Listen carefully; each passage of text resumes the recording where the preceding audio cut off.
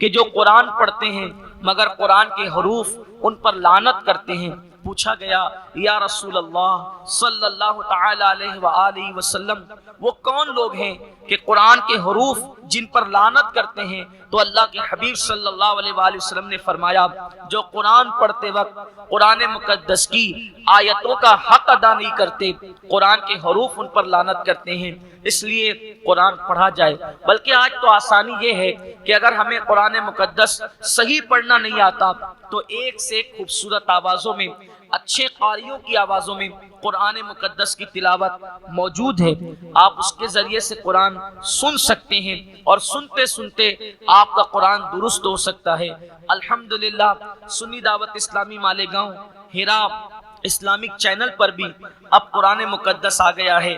ہمارے یہاں سنی دعوت اسلامی کے مبلغ جناب حضرت مولانا حافظ و قاری تجمل حسین رضوی صاحب کی آواز میں ہیرا اسلامک چینل پر قرآن مقدس آ گیا ہے۔ آپ الحمدللہ جا کر کے وہاں اگر روزانہ ایک پارے کی تلاوت سنیں گے تو روزانہ سنتے سنتے آپ کو قرآن مقدس پڑھنا بھی آ جائے گا اور آپ قرآن مقدس پڑھنا سیکھ بھی جائیں گے۔ یاد رکھیے کہ ہم قرآن خوانی میں قرآن کیوں پڑھواتے ہیں؟ گھر کا افتتاح کرتے ہیں قرآن پڑھواتے ہیں، کسی کا انتقال ہوتا ہے قرآن پڑھواتے ہیں، اسی طریقے سے کوئی مبارک موقع ہوتا ہے قرآن پڑھواتے ہیں۔ وجہ کیا ہے؟ وجہ یہ ہے کہ ہمارا عقیدہ یہ ہے کہ جہاں قرآن پڑھا جاتا ہے وہاں اللہ کی رحمتوں کا نزول ہوتا ہے۔ تو آپ مجھے بتائیں کہ دوسروں کو بلا کر قرآن پڑھانے کی بجائے ہم کیوں نہیں روزانہ اپنے گھروں میں تلاوت کو فروغ دیں، تلاوت کو رواج دیں۔ اچھی طرح یاد رکھیے کہ کوئی کتاب کے پڑھنے کا وہ مقام نہیں ہے جو قرآن پڑھنے کا مقام ہے۔ میں اپنی جماعت کے ایک بہت بڑے بزرگ کے پاس گیا اور میں نے کہا حضرت مجھے کوئی نصیحت فرمائیں، تو آپ نے فرمایا سید صاحب آپ سے میری گزارش ہے کہ آپ اپنی قوم کو بھی یہ پیغام دیں اور آپ خود بھی اس پر عمل کریں کہ ہم نے سب کی کتاب پڑھی ہے لیکن ہم نے رب کی کتاب نہیں پڑھی ہے۔ کاش کہ ہم رب کی کتاب کو صحیح طور پر پڑھتے اور اس کو سمجھنے کی کوشش کرتے تو آج ہماری قوم کا یہ حال نہ ہوتا جو ہماری قوم کا حال ہے۔ اسی لیے اقبال کہتے ہیں وہ زمانے میں معزز تھے مسلمان ہو کر، وہ زمانے میں معزز تھے مسلمان ہو کر، اور ہم خوار ہوئے تاریک قرآن ہو کر۔ درس قرآن اگر ہم نے نہ بھلایا ہوتا یہ زمانہ نہ زمانے نے دکھایا ہوتا۔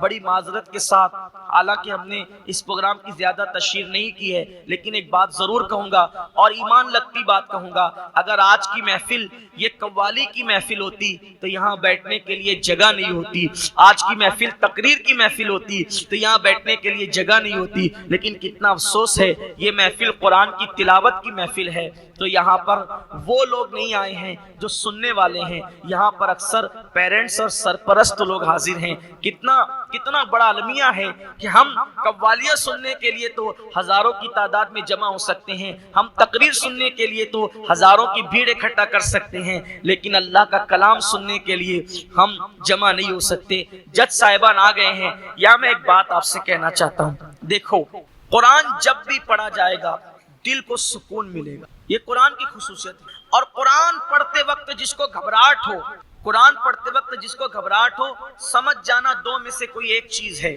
یا تو اس پر کسی نے جادو کیا ہے یا تو اس کا ایمان اس کے سینے سے نکل گیا ہے۔ اگر اس پر جادو نہیں ہے اور اس کا ایمان موجود ہے تو اس کو قرآن پڑھتے وقت ایسا لگے گا کہ اور پڑھ اور پڑھ اور پڑھ۔ وجہ یہ ہے، بہت خوبصورت وجہ ہے، اس کو دل کے کان سے سن لے، بہت خوبصورت وجہ۔ دیکھو جب کوئی شخص پردیس جاتا ہے، وطن سے باہر جاتا ہے، ابھی تو دنیا سمٹ گئی اور مٹھی میں ہو گئی ہے دنیا، تو کہیں آنے جانے کی اب اتنی اہمیت نہیں رہ گئی ہے۔ پہلے جب کوئی بندہ وطن سے پردیس جاتا تھا تو پردیس جب بندہ جاتا تھا تو اس کے وطن سے خط جاتا تھا، اس کے گھر سے خط جاتا تھا۔ بلکہ جب انٹرنیٹ کا دور نہیں تھا تو یہاں سے جو لوگ حاجی لوگ اور عمرہ کرنے والے جاتے تھے تو سعودی میں جو لوگ کام کرتے تھے ان کے ہاتھوں سے لوگ بڑے بڑے خط بیچتے تھے، اور وہ سعودی میں رہنے والے لوگ 300 کلومیٹر کا 500 کلومیٹر کا سفر طے کر کے ان حاجیوں سے اور معتمر لوگوں سے ملنے کے لیے آتے تھے کہ ہمارا خط دے دو، ہماری چٹھی دے دو، ہمارا خط دے دو کیونکہ گھر سے ہے۔ اور جب وہ خط آتا تھا تو اتنی خوشی ہوتی تھی ایسا لگتا تھا کہ جیسے ہم اپنے کسی بچھڑے ہوئے سے مل گئے، اور اس خط کو ایک ایک خط کو بار بار پڑھنے والے پڑھتے تھے. کیوں؟ اس لیے کہ ایسا لگتا تھا کہ وطن سے چٹھی آئی، اپنے پیاروں کا پیغام آیا ہے، ایسا لگتا تھا. اور ان کا پیغام پڑھ کر کے سارے دکھ دور ہو جاتے تھے، ساری جدائیوں کے غم دور ہو جاتے تھے. ایسا ہوتا تھا کہ نہیں ہوتا تھا؟ ہوتا تھا. ٹھیک اسی طرح بلا تمثیل، ملانے کے لیے نہیں، صرف سمجھانے کے لیے، ہم بھی پردیس میں، یہاں ہم بھی پردیس میں، ہمارا وجود دو چیزوں کا مرکب ہے. ہمارا وجود دو چیزوں کا مرکب ہے، ایک ہمارا جسم ہے اور ایک ہماری روح ہے. تو جسم تو بنا ہے یہاں سے، اور روح آئی ہے وہاں سے، پردیس سے روح آئی ہے. تو اب چونکہ جسم یہاں کا ہے لیکن روح ہے پردیسی، تو اب یہ روح جسم کے پنجرے میں بے چین ہوتی ہے، بے قرار ہوتی ہے. کس کے لیے؟ دیس کے لیے، وطن کے لیے، یار کے لیے. جہاں سے آئی ہے اس کے لیے پھڑپھڑاتی ہے، بے چین ہوتی ہے، بے قرار ہوتی ہے. تو اب ایسے میں آدمی بے چین اور بے قرار ہوتا ہے، روح بے چین ہوتی ہے تو انسان بے قرار ہوتا ہے. آنکھوں کی کوئی حیثیت نہیں، ہاتھوں کی کوئی حیثیت نہیں، پیروں کی کوئی حیثیت نہیں، جسم کی کوئی حیثیت نہیں. یہ پنجرا ہے، پنجرا، اور اس میں اصل وہ پرندہ ہے جسے روح کہتے ہیں. جب تک وہ انسان زندہ ہے، جب تک وہ انسان کام کر سکتا ہے، جب تک وہ انسان دیکھ سکتا ہے، جب تک انسان بول سکتا ہے، جب وہ روح نکل جائے تو پھر کچھ نہیں بچتا. تو اصل روح ہے، روح کی طاقت اصل ہے. جسم کچھ بھی نہیں ہے، یہ مٹی ہے، یہ پنجرا ہے، پنجرا کچھ نہیں کر سکتا. بلکہ پنجرے کی زینت اور خوبصورت اور آبادی اس وقت تک ہے جب تک کہ چڑیا پنجرے کے اندر بول رہی ہے. جس دن کی چڑیا پنجرے سے باہر نکل جائے گی، پنجرا سونا سونا ہو جائے گا. ہم سفیر و باغ میں ہیں، کوئی دم کا چہچہا، بلبلیں اڑ جائے گی، سونا چمن رہ جائے گا. چمن کی باغ و بہار ان پرندوں سے جو چہچہا رہے ہیں. تو یہ پردیس سے آئی بھی روح ہے، یہ بے چین ہوتی ہے تو پورا وجود بے چین ہو جاتا ہے. میرے اللہ نے رحم کیا روحوں کی دنیا پر، میرے اللہ نے کرم کیا روحوں کی دنیا پر. اے روحوں جاؤ اور جسموں کے اندر مقیم ہو جاؤ. روحوں نے کہا ہوگا مولا تیرے دیدار کے بغیر، تیرے جلووں کے بغیر ہم کیسے رہ سکیں گے؟ تو یار نے کہا میں نہ صحیح، میں اپنی طرف سے تمہیں چٹھی بھیجوں گا، اپنی طرف سے میں پیغام بھیجوں گا، اپنی طرف سے خط بھیجوں گا. تو یار نہ صحیح، یار کا فرمان پڑھتے رہنا اور دلوں کو چین اور سکون عطا کرتے رہنا. تو جب تلاوت قرآن کی جاتی ہے تو روحوں کو سکون ملتا ہے. روح کہتی ہے یار کی چٹھی آئی ہے، یار کا پیغام آیا ہے، یار کا فرمان آیا ہے. اسی لیے انسان کے دلوں کو سکون ملتا ہے. مرنے والے کے سرانے سورہ یاسین کیوں پڑھتے ہیں؟ اس لیے اس کی بہت سی حکمتوں میں سے ایک حکمت یہ بھی ہے، اے پھڑپھڑانے والی روح اب اٹک مت، اس لیے کہ تو اپنے دیس کی طرف جا رہی. پردیس سے دیس تو وہ جلدی سے آسانی کے ساتھ پورے شوق سے نکلتی ہے. وہاں جب تلاوت قرآن ہوتی، کیوں؟ جب یار کا پیغام اتنا خوبصورت ہے تو یار کے حسن کا عالم کیا ہوگا. تو اسی دیدار کے شوق میں روح نکلتی ہے. اس لیے قرآن پڑھیے اور خوب پڑھیے. بلکہ آپ سب سے کہتا ہوں اس وقت تک مت سوئیے جب تک کہ کم سے کم قرآن کی ایک رکوع نہیں پڑھ لیتے. آج سے عہد کرتے بھوکمری سے بچنا ہے، فاقہ کشی اور غربت سے یعنی مالدار بننا ہے. سوتے ٹائم سورہ واقعہ کی تلاوت کر. سورہ واقعہ مالدار بنانے والی سورت ہے. ایک مرتبہ حضرت سیدنا عبداللہ ابن مسعود رضی اللہ تعالیٰ، آپ کے وصال کا وقت قریب تھا. حضرت سیدنا عثمان غنی آپ کے گھر گئے اور جانے کے بعد کہنے لگے بھائی عبداللہ آپ کی بڑی دینی خدمات ہے، اب ایسا لگتا ہے کہ تم دنیا میں زیادہ دن تک نہیں رہو گے اور تمہاری بیٹیاں ہیں، اور آپ مجھے وصیت کر دیں کہ میں آپ کی بیٹیوں کے لیے کیا خدمت کر سکتا ہوں. حضرت عبداللہ ابن مسعود اٹھ کر بیٹھ گئے. کہنے لگے عثمان میرے بھائی یاد رکھو میری بیٹیاں کبھی بھوکی نہیں رہے گی، میری بیٹیاں کبھی فاقے سے نہیں رہے گی، میری بیٹیوں کو کبھی مال کی تنگی نہیں ہوگی، آپ پیسوں کی بات نہ کریں.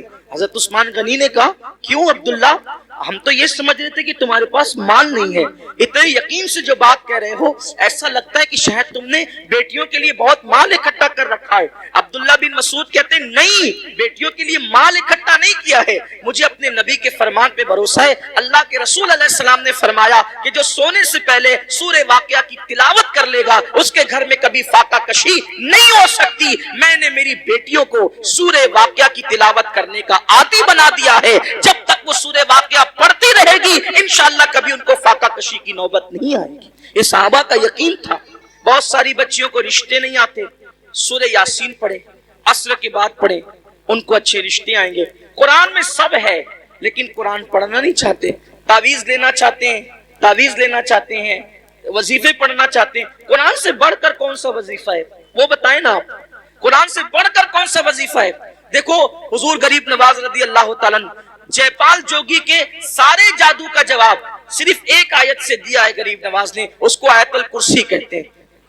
آیت الکرسی سے جے پال جوگی ہار گیا، غریب نواز کے مقابلے میں نہیں آ سکا۔ وہ سورہ فلق سورہ ناس پڑھ کے دم کیجئے، نظر بد ختم ہوگی۔ بچے جو شام کے وقت رات رات بھر روتے ہیں، فلق اور ناس پڑھ کر دم کرو، بچے رونا بند کر دیں گے، نہیں روئیں گے بچے۔ نظر لگتی ہے، 3 مرتبہ لیلاف قریش پڑھو، نظر فوراً ختم ہوگی۔ اب آپ کہیں گے ہم تو کرتے ہیں نا لیکن اثر نہیں ہوتا، یہی بات خاص ہے، یہ بات خاص ہے۔ ایک مجھے بہت خوبصورت بات یہاں یاد آئی، ہمارے مرشد آبرو سلسلہ چشتیہ شہباز اولیاء حضرت سیدی بابا فرید الدین گنج شکر رضی اللہ تعالی، یہ سلسلہ چشتیہ کی آبرو ہے بابا فرید، بڑے پیارے بزرگ ہیں بابا فرید الدین۔ غریب نواز نے کہا تھا قطب الدین ایسے شہباز کا تو نے شکار کیا ہے کہ اس کے ذریعے سے قیامت تک تیرا نام زندہ رہے گا۔ بابا فرید کے پاس ایک عورت آئی اور آ کر کہتی سرکار میری بیٹی کی شادی ہے، پیسوں کا انتظام نہیں، سرکار انتظام کر دیں۔ اب وہ اللہ والے لوگ، اب بابا فرید جیسا اللہ والا، بابا فرید جب پاک پٹن میں رہنے گئے تھے شروع میں تو ایک درخت کے نیچے قیام تھا، اور جو کپڑوں کی پوٹلیاں اور جو سامان کی گٹریاں تھی نا وہ رکھنے کو جگہ نہیں تھی۔ پنجاب کے لوگ یعنی پاک پٹن کے لوگ بہت ستاتے تھے، رہنے نہیں دیتے تھے، تو سامان کہاں رکھیں اپنا، تھا تو تھوڑا ہی سامان، جگہ تو چاہیے، تو درخت پہ لٹکا کر رکھتے تھے سامان۔ اب جس کا خود کا چھت نہ ہو اس کے پاس آئیے کیا کہنے، میری بیٹی کی شادی نہیں ہے، شادی ہے پیسے کا انتظام ہے۔ اب بابا فرید، او بابا فرید، فرید مطلب فرید، یہ ان کا نام نہیں فرید، ان کا نام ہے مسعود اور ان کا لقب ہے فرید۔ فرید کا مطلب ہوتا ہے یکتا، یکتا، بے ہمتا، کوئی ہمسر نہیں، کوئی ثانی نہیں۔ ان کے دور میں وہ تھے فرید الدین۔ بڑھیا آئی، آنے کے بعد کہا پیسوں کا انتظام نہیں، سرکار بابا فرید نے کہا ایک کام کر مائی، وہ سامنے جو ڈھیلا پڑا ہے نا مٹی کا، وہ ڈھیلا میرے پاس لا۔ وہ ڈھیلا لائی، فرمایا پکڑ اس کو۔ اس نے ڈھیلا پکڑا، بابا فرید نے سورہ فاتحہ پڑھی 3 بار۔ کتنی بار؟ کون سی سورت؟ سورہ فاتحہ کا مطلب زور سے بولیے، الحمدللہ ہی سب کو یاد ہے نا۔ سورہ فاتحہ 3 بار پڑھی، دم کیا، فرمایا اس کو ڈھانک لے اور گھر جا کے کھولنا۔ ڈھانک لیا، گھر جا کر کھولا تو وہ سونا بن گئی، مٹی کیا بن گئی؟ سونا بن گئی۔ اب وہ شادی بھول گئی، انسان تو لالچی ہوتا ہے، بابا صاحب نے کتنا آسان طریقہ بتایا مٹی کو سونا بنانے کا۔ اس نے شادی بھول گئی، بولا یار ایک ڈھیلے پہ اگر پڑھنا ہی ہے سورہ فاتحہ تو پھر ایک ڈھیلے پہ کیا پڑھنا۔ وہ ڈھیلے ہی جمع کرتی رہی مٹی کے، پورا گھر بھر دیا ڈھیلے سے، اور جب رات ہوئی تو فاتحہ پہ فاتحہ، فاتحہ پہ فاتحہ، فاتحہ پہ فاتحہ پڑھتی رہی، پھونکتی رہی، پڑھتی رہی، رات سے صبح ہو گئی، وہ مٹی کے مٹی رہی۔ اس نے کہا بابا صاحب نے تو میرے سامنے یہی پڑھا تھا، اس کے سوا کچھ نہیں پڑھا تھا، اب سونا بنا دیا، اور میں رات بھر پڑھی، غصے میں صبح آئی، کہا سرکار کیا بات ہے یہ؟ فرمایا مائی کیا ہوا، تیرا مسئلہ تو حل ہو گیا، ناراض کیوں ہے؟ کہا کہ آپ نے سورہ فاتحہ پڑھا تو مٹی سونا بن گئی، میں پوری رات، آپ نے صرف 3 بار پڑھا تھا، میں پوری رات پڑھ کے پھونکتی رہی، وہ مٹی کے مٹی رہی۔ اور صحیح بتانا آپ نے فاتحہ کے سوا کچھ پڑھا تھا؟ کہا نہیں فاتحہ ہی پڑھا تھا، کچھ نہیں پڑھا تھا۔ تو کہا کہ آپ پڑھتے تو سونا، ہم پڑھتے تو مٹی۔ بابا صاحب نے مسکرا کے کہا او مائی فرید جیسی زبان تو لا، فرید جیسی زبان تو لا۔ کسی کو ٹائیفائڈ ہوتا ہے، ٹائیفائڈ کا مرض، چائے پیتا ہے تو کیسی لگتی ہے؟ کڑوی۔ کیسی لگتی ہے؟ بولو چائے کڑوی ہے کہ زبان کڑوی ہے؟ کیا کڑوی؟ آدمی کہتا ہے چائے کڑوی ہے، آدمی کیا کہتا ہے؟ چائے کڑوی نہیں ہے، اگر چائے کڑوی ہوتی تو سب کو کڑوی لگتی، تیری زبان کڑوی ہو گئی ہے۔ کیوں؟ کیونکہ تجھے بیماری ہے، بیماری کی وجہ سے تجھے چائے کڑوی لگ رہی ہے۔ ایسے ہی جیسے ٹائیفائڈ والوں کو چائے کڑوی لگتی ہے، ویسے ہمیں گناہوں کا ٹائیفائڈ ہو گیا ہے۔ جس دن یہ گناہوں کا ٹائیفائڈ ختم ہو جائے گا، ہم بھی سورہ فاتحہ پڑھیں گے اور مٹی سونا بنتی چلی لیکن کوئی بیماری کے یہ گناہوں کے ٹائیفائڈ سے نکلے تو صحیح. دیکھو جو لوگ قرآن پڑھتے قرآن ان کے چراغ بھی لوگ نہیں بجھا سکتے. میں نے بار بار اپنی قوم سے کہا کہ لوگ حیران ہیں کرونا وائرس ایک بھوت سوار ہو گیا کرونا وائرس کا. کرونا وائرس پھر یہ وائرس اور وہ وائرس سارے وائرس یہ وائرس میں پریشان ہے. ارے نادان سوچ تو صحیح. کوئی بستی سے نکال دے گا, کوئی یہ کر دے گا, کوئی مار ڈالے گا, کوئی قتل کر دے گا, کوئی لوٹ لے گا, کوئی یہ کرے گا وہ یار کوئی کچھ نہیں کرے گا. اللہ کی کتاب پکڑو, اللہ کی کتاب پکڑو. تمہارے جلائے ہوئے چراغ بھی کوئی بجھا نہیں سکتا. آپ کو مٹانا آسان نہیں ہے. قرآن پکڑ کر دیکھو. کیا وہ مشہور سا واقعہ میرے مرشد سیدی شمس الدین ترک پانی پتی کا نہیں سنا کہ سرکار صابر کلیر نے کہا تھا بابا شمس جب تجھ سے کرامت کا ظہور ہو سمجھ جانا میرا انتقال ہو گیا, اور آ جانا پھر سیدھے کلیر اور پھر میرا انتقال ہو چکا ہوگا, لیکن مجھے ہاتھ نہیں لگانا. شمس الدین ترک پانی پتی گئے, دن بھر فوج میں کام کرتے تھے, رات کو قرآن پڑھتے تھے. بادشاہ حملے کر رہا تھا, ناکام ہو رہا تھا. ایک دن بادشاہ نے رات کے وقت ہاتھ اٹھا کے دعا کی, مولا کامیابی نہیں ملتی. ارشاد ہوتا ہے طوفان آئے گا اور جس کا چراغ طوفان میں بھی جل رہا ہوگا. یہ تو آپ نے بار بار سنا, اس کا اینڈ سن لے آپ آج خاص اس کا اینڈ سن لے. شاید اس کا اینڈ آپ نے نہیں سنا ہوگا اب تک, کم سے کم مجھ سے تو نہیں سنا ہوگا. اس کا اینڈ سن لے آپ. بادشاہ سے کہا طوفان آئے گا, چراغ نہیں بجھے گا. بادشاہ طوفان کا انتظار کرنے لگا. طوفان آیا, بادشاہ باہر نکلا تو خیمے سب کے اڑ گئے تھے. دیکھا کہ ایک چراغ جل رہا ہے اور وہاں بیٹھ کر قرآن پڑھنے والا قرآن پڑھ رہا ہے. بابا شمدین کیا کر رہے تھے؟ قرآن پڑھ رہے. وہاں گئے, پیر پکڑ لیے, سرکار آپ دعا کر دے قلعہ فتح ہو جائے. فرمایا تو کسی غلط جگہ آ گیا, یہاں کیا ہے؟ تو کہا کہ حضور مجھے بتایا گیا خواب میں کہ جو صاحب کرامت ہوگا اسی کی دعا قبول ہوگی. کہا کہ صاحب کرامت بہت لوگ ہیں, میں تھوڑی. تو کہا کہ توجہ تو کریں, اس سے بڑی کرامت کیا ہوگی کہ لوگوں کے خیمے اڑ گئے اور آپ کا چراغ بھی نہیں بجھتا. یہ چراغ جل رہا ہے. وہ چراغ کیوں جل رہا تھا؟ حضرت شمس کا چراغ کیوں جل رہا تھا؟ چراغ اس لیے جل رہا تھا کہ وہ چراغ کی روشنی میں قرآن پڑھ رہے تھے. چراغ کی, یہاں تو لائٹ کی روشنی میں بھی قرآن نہیں پڑھتے, وہ لوگ چراغ کی روشنی میں قرآن پڑھتے. تو میری گزارش ہے قرآن کو عام کیا جائے, قرآن کو عام کریں, قرآن پڑھیں, قرآن پڑھائیں. اللہ تعالی ہم سب کو قرآن پڑھنے کی توفیق عطا فرمائے. اور آج کی اس مبارک محفل میں عہد کر لیں کہ اپنے گھر کے ایک ایک بچے کو توجہ میری طرف کر لیں. بس اب اختتام ہو گیا. یہ جج حضرات تشریف لے آئے ہیں. جب جج آ جاتے ہیں تو پھر اپنی ضرورت نہیں رہتی, اور یہ لوگ مجھے بٹھاتے اس لیے کہ جب تک جج نہیں آئے تب تک بیٹھے. یہ کوئی تقریر سننے کے لیے تھوڑی بٹھایا ہے. یہ تقریر کہا کہ جج آئے تب تک بولیے نا. تو ہاں جزاک اللہ, بڑی نوازش. اللہ آپ لوگ کو محبت و سلامت رکھے. اصل زندگی ہنس بول کے گزارنے کا ہی نام ہے. ہاں, غصے گرمی والے لوگ چڑچڑے ہو سکتے ہیں, متقی نہیں ہو سکتے. حضور سب سے بڑے متقی تھے لیکن سب سے زیادہ مسکراتے تھے. مسکراتے رہیے, مسکراتے رکھیے.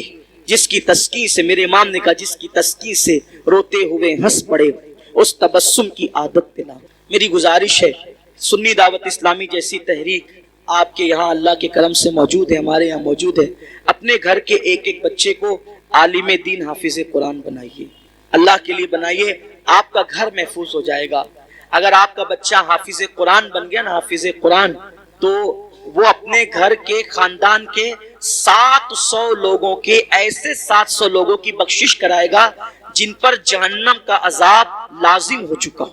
یعنی جن کے لیے فیصلہ ہو گیا کہ یہ جہنم میں جائے گا, وہ حافظ قرآن اللہ سے کہے گا مولا میں حافظ تھا نا, یہ میرے خاندان کا آدمی, اس کو بخش دے. اللہ کہے گا جا تیری وجہ سے بخش دے.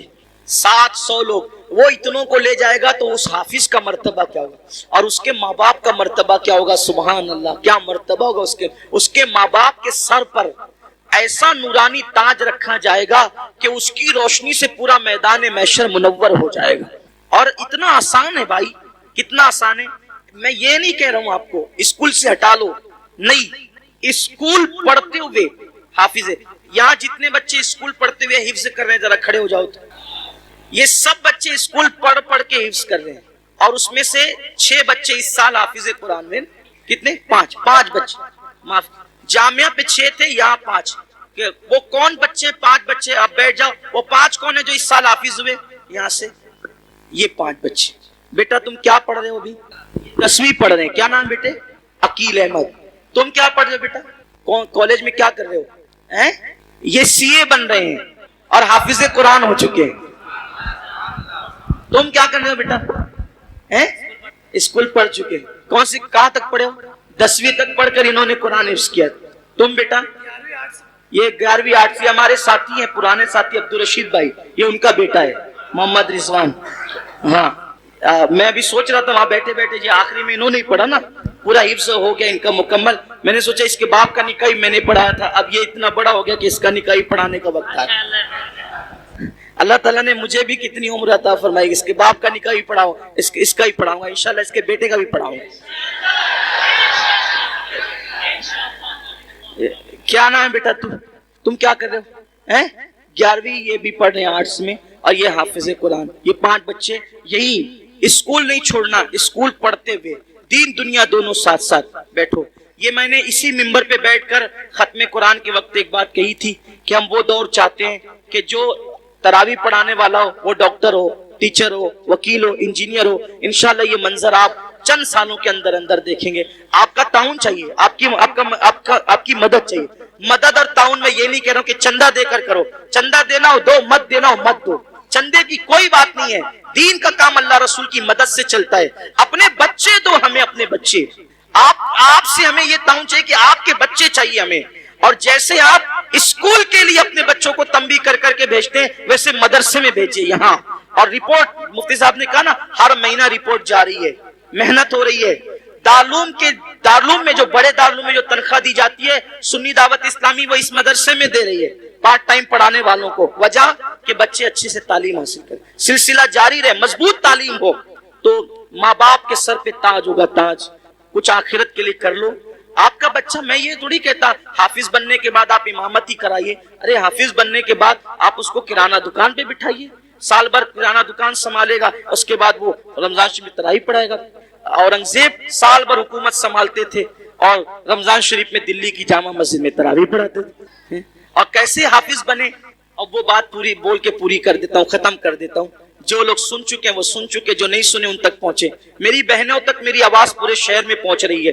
ماؤں سے بھی کہتا ہوں، جنتی بننا ہے، موقع ہے، اپنے بچوں کو عالم حافظ بناؤ. آپ کے لیے نجات کا ذریعہ بنے گا آپ کا بچہ. اورنگزیب کے بیٹے حافظ قرآن بنے. حافظ قرآن بنے تو اورنگزیب نے کہا جاؤ بیٹا دادا کو سلام کر، یعنی شاہ جہاں کو. کس کو؟ صاحب عالم شاہ جہاں کو سلام کر کے وہ گئے. اور جانے کے بعد شاہ جہاں کو، جن کا لقب تھا ہندوستان میں صاحب عالم، صاحب عالم ذل الہی، تاریخ میں ان کے القابات. بڑا بادشاہ، بڑا بادشاہ. اتنا بڑا بادشاہ ہو کر بھی کبھی تہجد نہیں چھوٹی اس شخص کی. شاہ جہاں تہجد گزار بادشاہ گزرا ہے، کبھی نماز نہیں چھوٹی اس شخص کی. شاہ جہاں جس لوگوں نے تاریخ الٹ پلٹ کر دی، بادشاہوں سے بدگمان کرا دی. تو حضرت صاحب عالم شاہ جہاں سے کہا کہ جاؤ دادا کو سلام کر کے. شاہ جہاں کو سلام کر کے یہ بیٹھے تھے قلعے میں. بچے آئے، دادا جان السلام علیکم. ہاں بیٹا سلام. عید ہے آج؟ نہیں دادا عید نہیں ہے، لیکن عید سے بڑا دن ہے. کہا کیا عید سے بڑا دن؟ تو کہا کہ آج ہم دونوں بھائیوں کا قرآن ختم ہو گیا، ہم نے حفظ کر لیا. کہا چلو بھاگو یہاں سے. اور دادا جی حفظ کیا نا؟ کہا ہاں اسی لیے بھگا رہا ہوں. کہا کیوں؟ اس میں تو بیٹا تیرے باپ کا فائدہ ہے، ہمارا کیا فائدہ ہے؟ تیرے باپ کے سر پہ جنت کا تاج سجے گا نا. ارے اس دن مجھے خوشی ہوتی کہ میرا بیٹا بھی حافظ قرآن ہوتا. بچے گئے، ابا دادا ایسا ایسا کہہ رہے تھے. کہا بیٹا تیرے دادا کو جا کے کہہ دے کہ بابا کے سر پہ بھی انشاءاللہ تاج ہوگا، میں بھی آج سے حافظ قرآن بنوں گا. اور حکومت سنبھالتے ہوئے صرف 6 مہینے میں اورنگزیب نے قرآن شریف یاد کر لیا. بھائیو وہ حکومت سنبھال کر کے 6 مہینے میں قرآن حفظ کر سکتے ہیں اورنگزیب، تو ہم لوگ کرانہ دکان سنبھال کر نہیں کر سکتے، ہم لوگ دکان چلا کر نہیں کر سکتے. ارے آپ سوچیں حضور تاج الشریعہ اتنے بڑے عالم دین ماضی قریب کے بزرگ، انہوں نے جب ان کی آنکھوں کی بینائی انتہائی کمزور ہو گئی تھی تب قرآن شریف یاد کرنا. پوری دنیا کا دورہ کر رہے ہیں، فتویٰ دے رہے ہیں، پڑھا رہے ہیں، اور اردو کتابوں کو عربی میں کروا رہے ہیں، اس کے ساتھ قرآن حفظ بھی کر رہے ہیں. اور دنیا سے جاتے جاتے انہوں نے جانے سے پہلے پورا قرآن ختم کر